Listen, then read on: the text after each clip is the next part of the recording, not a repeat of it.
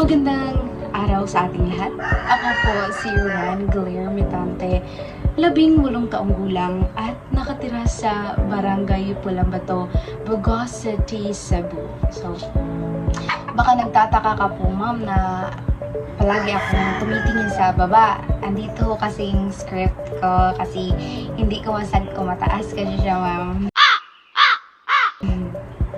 So, alam naman natin na tayo'y pinapalibutan ng iba't ibang wika. At lahat ng ito ay mahalaga sa bawat isa. Ngunit, paano nga ba sila nakatutulong o nakaka-impluwensya sa ating pagkatao? So, sa nakikita ko, mother tongue, yung kadalasang unang wikang narinig natin. At pamilya at mga kababayan ko, yung palaging nakaka-impluwensya sa akin sa wikang ito. May mga panahon talaga na iba't ibang lingwahe ang ginagamit namin sa paaralan. Mapa Cebuano o Bisaya, mapa Filipino o Tagalog. At hindi natin malilimutan yung Ingles. Oo, diba? May English naman. Ngunit, mother tongue talaga yung palaging tumatatak dito sa amin po. Wow! Nung una, nahihirapan talaga akong magsalita ng Ingles. Naiintindihan ko yung mga nag-i-English.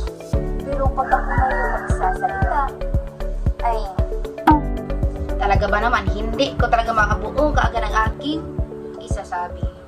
So, pero, dahil sa mga nakakausap ko, sa paaralan, sa social media, at, yung mga red skip ko ng mga silingan, nag-i-English talaga sila. Ay, unti-unti kong nasasana yung sarili ko na mag-English, no? Nakakatulong naman sa akin kahit mahirap talaga siya. Bilang isang mag-aaral, ang identity ko ay nakasentro sa paggamit ng Filipino sa school o sa akademya. At pakikipag-ugnayan, pakikipagtulungan para mabuo ang papel na kailangan kong gagampanan. So, at masasabi ko lang ay yung wika natin ay napakabisang gamit sa pagbuo sa ating pagkatao. At paraan to para tayong magkakaisa at umunlad. Once again, muli ito si Rangler Mitante. Maraming salamat sa inyo at naway mag-ingat ulit natin sa ating araw-araw